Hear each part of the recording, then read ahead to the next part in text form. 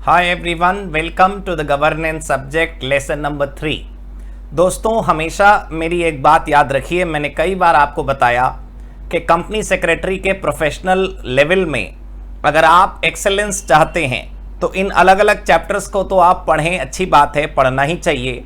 जितने लेसन हैं उनको नहीं पढ़ेंगे तो और किसे पढ़ेंगे।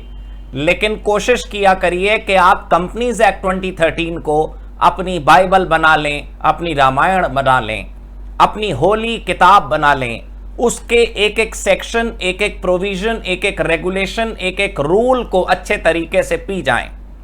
कंपनी सेक्रेटरी होने का मतलब है कंपनी लॉ का समंदर हो जाना। और अगर आपने ऐसा कर लिया, आज नहीं तो कुछ दिनों में आपको कोई भी प्रोफेशनल का सिलेबस का चैप्टर अलग से पढ़ने की जरूरत होगी ही नहीं।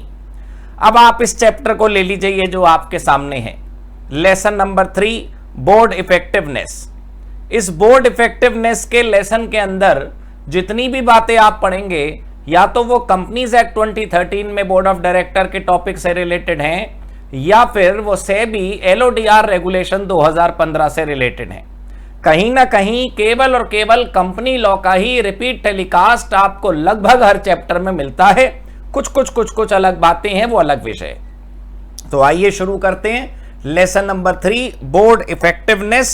सबसे पहला टॉपिक है इसमें टाइप्स ऑफ डायरेक्टर्स। वैसे आपके लेवल पर अच्छा नहीं लगता कि मैं आपको टाइप ऑफ डायरेक्टर पढ़ाऊं। सी सीट और सीएस फाउंडेशन में ही आपने देख लिया होगा कि एग्जीक्यूटिव, नॉन एग्जीक्यूटिव डायरेक्टर होते हैं, लेकिन कोई बात नहीं। एग्जीक्यूटिव डायरेक्टर होता है वो जो फुल टाइम है, non executive director part time वाले होते हैं। शैडो डायरेक्टर का वैसे आपको बताऊं, कंपनी लॉ 2013 जो है उसमें शैडो डायरेक्टर या डीम्ड डायरेक्टर का कोई कॉन्सेप्ट नहीं है। We had it in old company law, but in the new company law we don't have it. Suppose करिए there is a person who is not a director, who does not hold the position of director, but न जाने क्यों the company is accustomed to act as per his instructions. Company को आदत हो गई है उसके हिसाब से चलने की, वो जैसे नचाता है कंपनी वैसे नाचती है। As per his instructions company operate. So he is not a director technically, not as per law, but effectively he works as a director. तो उसको शैडो डायरेक्टर बोलते हैं, gives instructions without being a director. Women director आपने पढ़ा होगा, कुछ companies में appoint होती है एज पर सेक्शन 149। रेजिडेंट डायरेक्टर उसको बोलते हैं जो पिछले साल 182 मिनिमम 182। फॉरेन एक्सचेंज में आपने पढ़ा होगा, वहां मोर देन 182 होता है, यहां मिनिमम 182 है। इंडिपेंडेंट डायरेक्टर की 6 कंडीशंस आपने पढ़ी होंगी सेक्शन 149 में, जो वो पूरी करेगा उसी को इंडिपेंडेंट डायरेक्टर कहा जाएगा। नॉमिनी डायरेक्टर एक एक्सटर्नल एजेंसी का रिप्रेजेंटेटिव होता है। अगर हमारी कंपनी किसी एक्सटर्नल पार्टी के साथ कोई अग्रीमेंट कर रही है तो वो अपना नॉमिनी हमारे यहां भेज सकता है। स्मॉल शेयर होल्डर डायरेक्टर आपको पता होगा, he is a representative of the small shareholders. Generally small shareholder director जो है वो कंपनीज में अपॉइंट नहीं होता unless demanded by small shareholder। 20,000 रुपए तक की फेस वैल्यू वाले जो शेयर होल्डर है उनका भला करने के लिए ये अपॉइंट होता है। I hope you all know about this, right. अब अगली हेडिंग है size of the board. Board of director के जो मिनिमम और मैक्सिमम की लिमिट है वो क्या है। साइज ऑफ द बोर्ड के अंदर देखेंगे कि कितना डायरेक्टर कहां कहां पर होता है। लेट अस सी। कंपनीज एक्ट 2013 के अंदर भी रूल्स हैं मिनिमम और मैक्सिमम के, और सेबी एलओडीआर के अंदर भी रूल्स हैं। आप सब जानते हैं ये वाला टॉपिक तो इनफैक्ट कराते हुए भी महसूस नहीं होता कि हम प्रोफेशनल में, और मैं आपको बार बार बता दूं कि ये प्रोफेशनल के लिए लेक्चर रिकॉर्ड हो रहा है। The topics may be same in some other courses as well, but this lecture is exclusively for CS professional. Minimum 3 public company में डायरेक्टर होते हैं, मिनिमम 2 प्राइवेट कंपनी में, 1 केवल 1 पर्सन कंपनी में, maximum 15, that is common for every company including 1 person company. If we need directors beyond 15 we have to pass special resolution, and this maximum limit does not apply on government company and section 8 company, right? If we look at SEBI LODR regulations 2015, half of the director must be non-executive. That means half of the directors must be part-time. Minimum 1 women director must be present at all times. top 500 companies as per market capitalization should have independent women director. 500 की जो limit है वो 1 अप्रैल 29 तक है और 1 अप्रैल 2020 तक 1000 limit हो चुकी है. Top 1000 companies should have minimum 6 directors. 1 अप्रैल 2019 तक 1000 टॉप कंपनीज के लिए रूल था और 1 अप्रैल 2020 से ये रूल 2000 कंपनियों के लिए हो गया. तो पहला ये हमारा पेज पूरा हुआ. ये समरी विशेष रूप से आप लोगों के लिए बनाई गई है. ये लेटेस्ट समरी है, made in 2021 for you exclusively. तो प्लीज ऐसा मत समझिएगा कि ये कहीं के भी नोट्स आपको दे दिए गए हैं. Next we have the board composition. When we say board composition we mean the balance of various categories of directors. How many dependent, how many independent, how many executive, how many non-executive, how many women directors, all this shall be discussed here. तो यहाँ पर companies act 2013 के हिसाब से है and here we have as per LODR.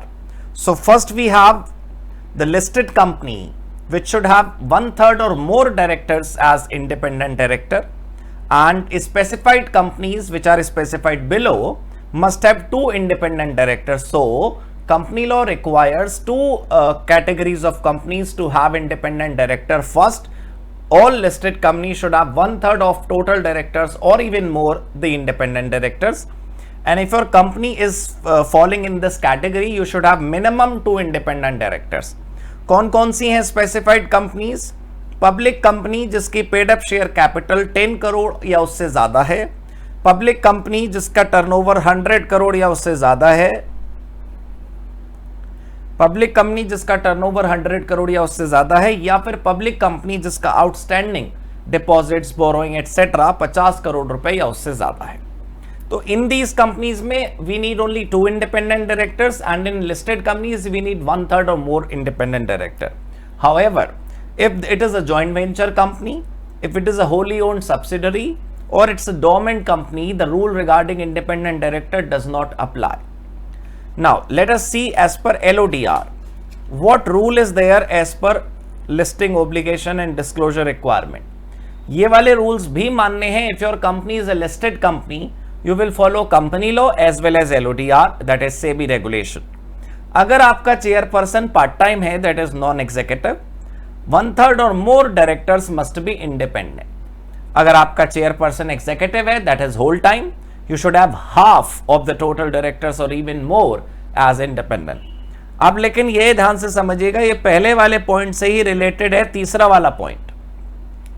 अगर आपकी company का चेयरपर्सन नॉन एग्जीक्यूटिव है जिसके ऊपर 1/3 वाला रूल लगता था, लेकिन वो जो चेयरपर्सन है वो खुद प्रमोटर है या उसका रिलेटिव प्रमोटर है, या वो मैनेजमेंट पोजीशन में है, या फिर बोर्ड ऑफ डायरेक्टर्स के एक लेवल बिलो का पर्सन है वो, तब 1/3 की जगह 1/2 हो जाएगा. दैट मीन टू से जनरली अगर चेयरपर्सन नॉन एग्जीक्यूटिव है, जनरली अगर चेयरपर्सन पार्ट टाइम है, तो आधे डायरेक्टर्स इंडिपेंडेंट होने चाहिए. लेकिन अगर चेयरपर्सन खुद प्रमोटर है या प्रमोटर का रिश्तेदार है, तो फिर आधे डायरेक्टर चाहिए इंडिपेंडेंट, 1/3 से काम नहीं चलेगा.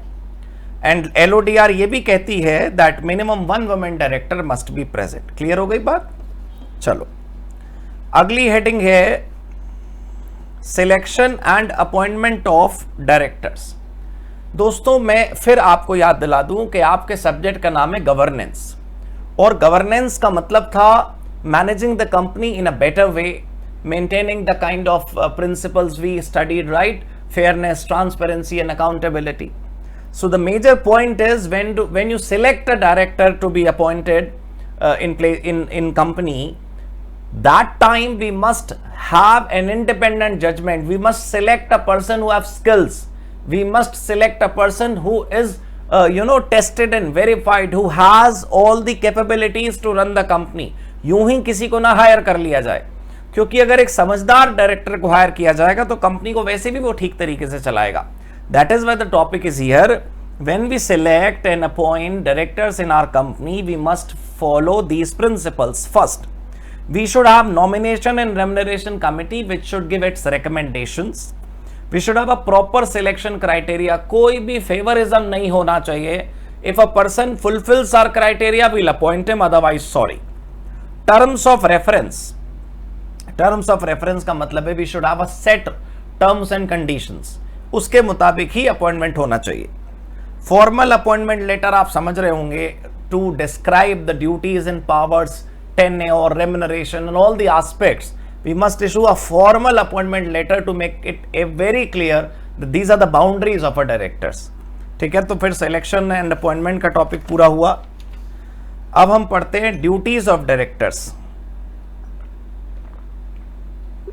यकीन मानिए ड्यूटीज ऑफ डायरेक्टर्स को इतना बड़ा टॉपिक नहीं है जिसे मैं समरी में इंक्लूड नहीं कर सकता था, but I did not want to include that duties as well as powers, क्योंकि सेक्शन 166 और 179 180 को कितना भी आप एक्सप्लेन कर लें प्रोफेशनल में, आपको बार बार एग्जीक्यूटिव की यादें आएंगी। आपने 100 मार्क्स में कंपनी लॉ पढ़ा है जिसमें 40 से ज्यादा का मैनेजमेंट एंड एडमिनिस्ट्रेशन आपने पढ़ा होगा। भाई डायरेक्टर की ड्यूटी और डायरेक्टर की powers is not something to be repeated here in this professional का रिवीजन। ठीक है, एग्जीक्यूटिव का रिवीजन का लेक्चर देख लीजिएगा अगर आपको जरूरत पड़े इसकी, तो थोड़ा सा और जूम कर लें। हाँ जी, अब role and functions of independent director जो है वो मैं बताऊं आपको, they are not present in any section, they are present in schedule 4। Company law में जो 7 शेड्यूल है उसमें जो चौथा शेड्यूल है that talks about independent director, तो उसमें रोल एंड फंक्शंस की भी हेडिंग है और एक ड्यूटीज की भी हेडिंग है। आप बिल्कुल कंफ्यूज मत होइएगा, रोल एंड फंक्शंस में और ड्यूटीज में वो दोनों अलग अलग हैं। वो याद ना रहे तो थोड़ा ऊपर नीचे चल सकता है, लेकिन कोशिश करिएगा कि आप अलग अलग ही लिखें। रोल एंड फंक्शंस में पहला लिखा है help in doing independent judgement. When a board of director is deciding something, independent director होगा तो वो इंडिपेंडेंट जजमेंट लेने में मदद करेगा कंपनी को। Objective view of performance evaluation, I told you there should not be any subjectivity in valuation of performance. Objective is to the point without bias. Scrutinize performance of management, एक independent evaluation हो कि management का कहां तक सफल हुआ अपने objective achievement में। Satisfy themselves integrity of financial information, मतलब इंडिपेंडेंट डायरेक्टर अपने आप को सेटिस्फाई करें कि जो फाइनेंशियल इंफॉर्मेशन उनको दी जाती है या financial statements are being prepared for the share holders, are they complete, are they true, are they certified, safeguard interest of all stakeholders. See, independent director is at the center of everybody.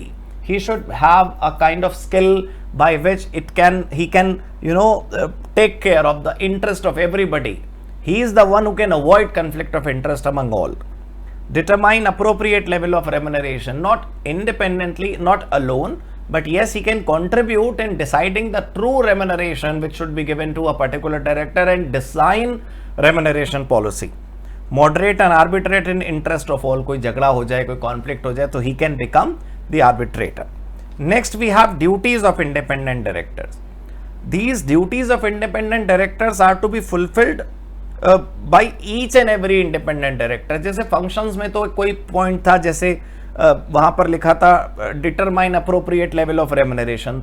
So अकेले independent director cannot decide the remuneration, but these duties are to be fulfilled by everyone individually as well as collectively.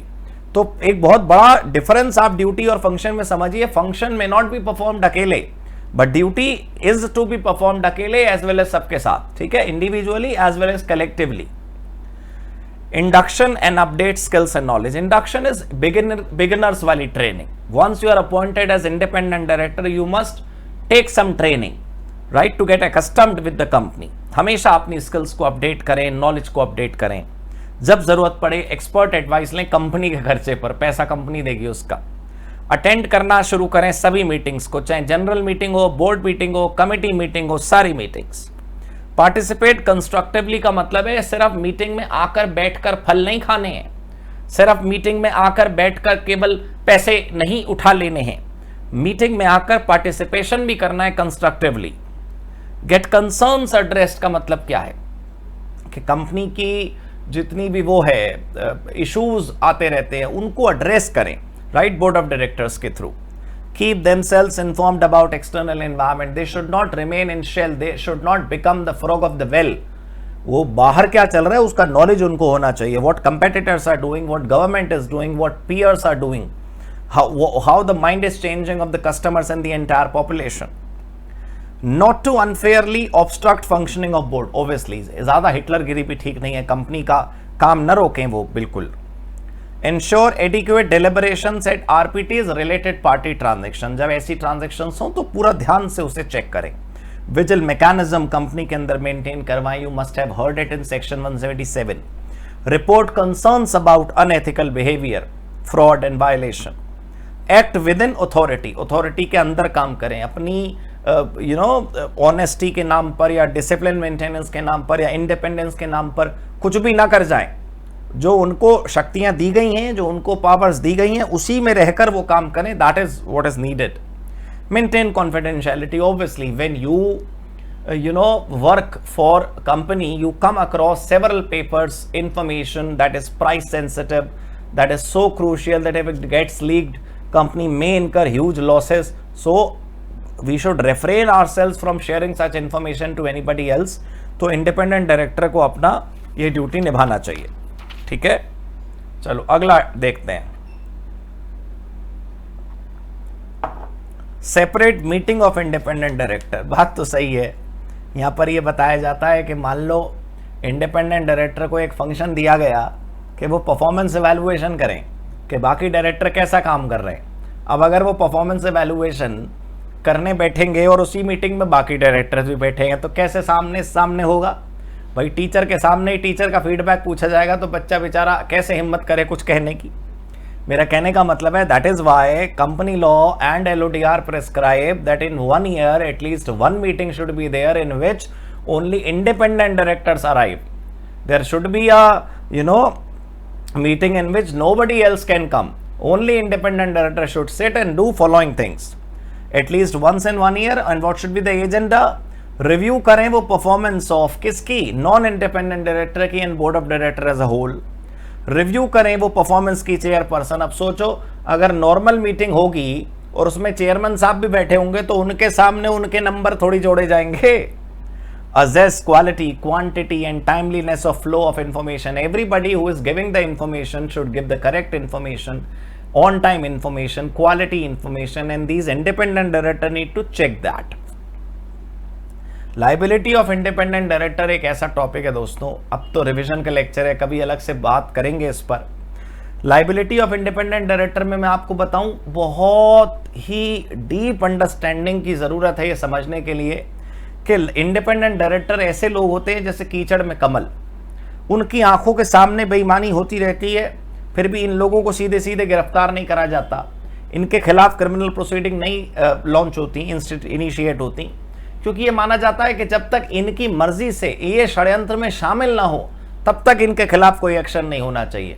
Although they might be present in the company when fraud was taking place, but they should not be directly involved, right? If they are not involved, they should not be punished. अच्छी बात है, only if wrong done with his knowledge, consent and connivance, उनके knowledge से हो रहा है तभी गड़बड़ है, तभी उनको पकड़ा जाएगा। अगला टॉपिक है लीड इंडिपेंडेंट डायरेक्टर। पहले मैं बता दूं ये एक इंटरनेशनल कॉन्सेप्ट है।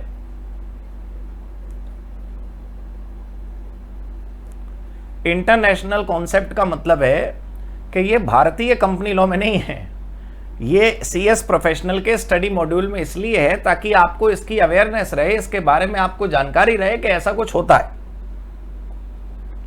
भाई देखो, अगर किसी कंपनी में सिर्फ एक इंडिपेंडेंट डायरेक्टर होता तो बात अलग थी, लेकिन अब कंपनी में सिंगल इंडिपेंडेंट डायरेक्टर तो होता नहीं, company has more than one independent director.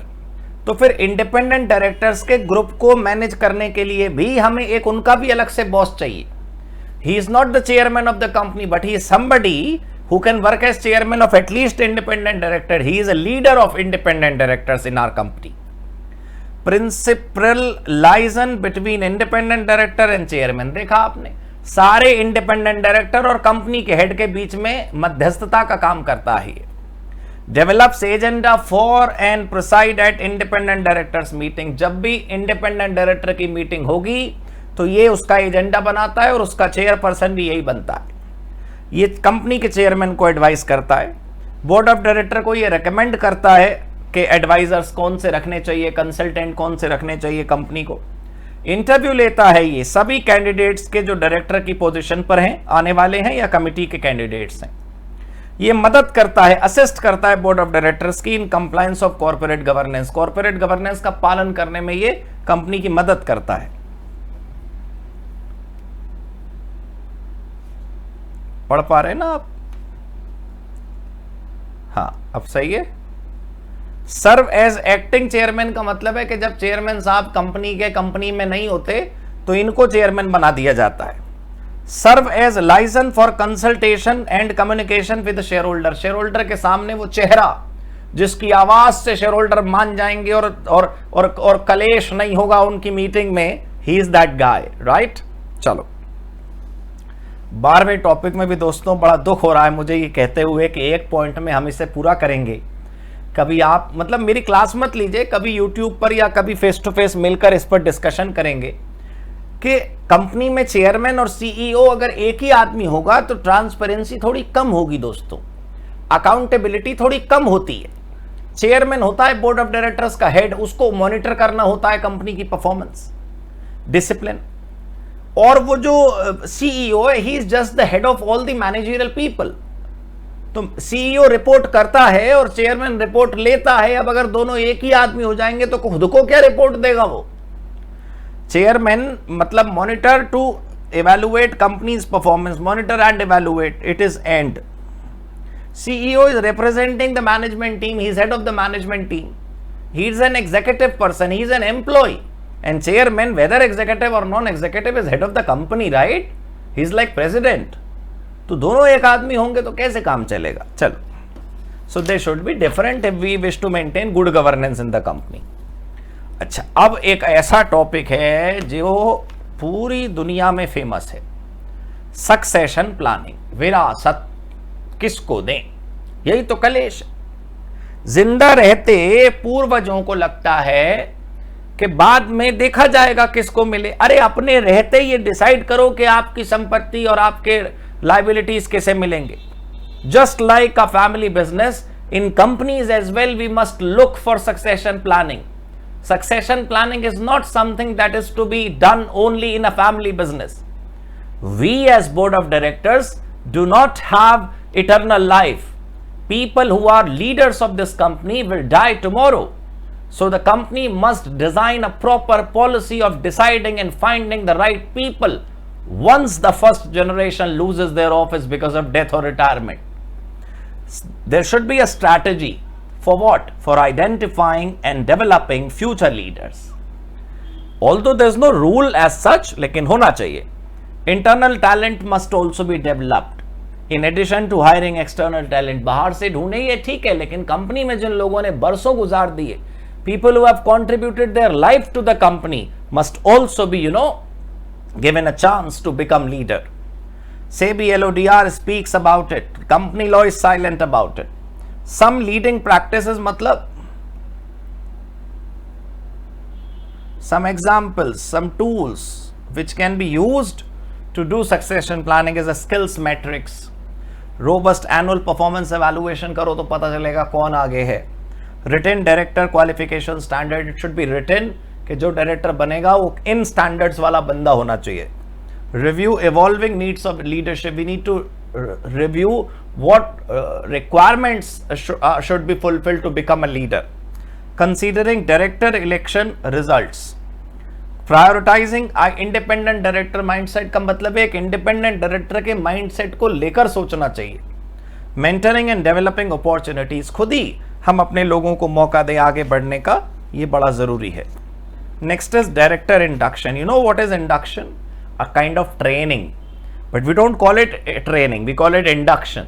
It's a familiarization kind of program. नया डायरेक्टर अपॉइंट होता है, मान लो उसे नहीं पता कंपनी लो, तो उसे बताना तो चाहिए ना. ब्रीफिंग पेपर्स होनी चाहिए, एक डॉक्यूमेंट की किट मिलनी चाहिए उसको जिसमें सारी फाइलें हो, कागज हो, बुकलेट्स हो, so that he can read and understand the rules and regulations applicable on him as well as his role. Internal visits कराई जाए उसे कंपनी में, इंट्रोडक्शन कराया जाए लोगों का उससे और उसका लोगों से. डायरेक्टर डेवलपमेंट एक बहुत अच्छी चीज़ है दोस्तों. अगर आपकी कंपनी में डायरेक्टर हायर हो गए और आपने उनका इंडक्शन कर दिया, इसका मतलब ये नहीं कि काम पूरा हो जाता है. आप अपने डायरेक्टर को लगातार उसकी स्किल्स डेवलप करवाते रहिए. हमेशा ऐसा होना चाहिए कि आपका डायरेक्टर ज्यादा से ज्यादा स्किल गेन करे, एंड ही शुड नॉट पे for this, he should just give his readiness and time. Company must pay for the skill development of director. Ongoing education company करवाए, साइट विजिट्स करवाए, जगह जगह seminars करवाए, various short term and long term courses वो director के लिए करवाए ताकि उनका डेवलपमेंट हो सके. बिल्कुल इसी प्रकार का एक प्रोग्राम होता है इंडिपेंडेंट डायरेक्टर के लिए. उसको ट्रेनिंग प्रोग्राम ना कहकर फैमिलराइजेशन प्रोग्राम कहते हैं. वो कंपलसरी होता है. वो इसलिए भी होना चाहिए कि इंडिपेंडेंट डायरेक्टर के ऊपर जो शेड्यूल 4 अप्लाई होता है, बड़ी सारी एक्सपेक्टेशंस हैं उससे हिंदुस्तान को, कंपनी को, स्टेक होल्डर्स को. तो उसे बताओ तो कि उससे क्या उम्मीदें हमारी. ठीक है ना. 17th and the last heading of the chapter is yes, the chapter is coming to an end. Performance evaluation किस किस का होना चाहिए. Board of director as a whole का, कमिटी का, इंडिविजुअल डायरेक्टर्स का जिसमें सारे डायरेक्टर्स आते हैं, एमडी हुआ, होल टाइम डायरेक्टर हुआ, एग्जीक्यूटिव डायरेक्टर हुआ, इंडिपेंडेंट डायरेक्टर हुआ, नॉन एग्जीक्यूटिव डायरेक्टर हुआ, और यहां तक कि अलग से चेयरपर्सन का परफॉर्मेंस एवेल्युएशन. अब आप सोचोगे सीईओ नहीं लिखा यहां पर, सीएफओ नहीं लिखा, वो एम्प्लॉइज हैं, वो बड़ी पोस्ट पे बैठे एम्प्लॉइज हैं, लेकिन वो एम्प्लॉइज हैं. We need to understand that, है ना. कोशिश करिए समझने की. तो अगर परफॉर्मेंस एवेल्युएशन होगा तो हम इंप्रूवमेंट एरियाज ढूंढ पाएंगे, उस पर वर्क अपॉन करके उसे ठीक कर पाएंगे. इससे हमारी कंपनी के बोर्ड ऑफ डायरेक्टर की इफेक्टिवनेस बढ़ेगी, हमारी कंपनी में गुड गवर्नेंस आएगी. That's all, right. Thank you so much guys. God bless you. Good bye.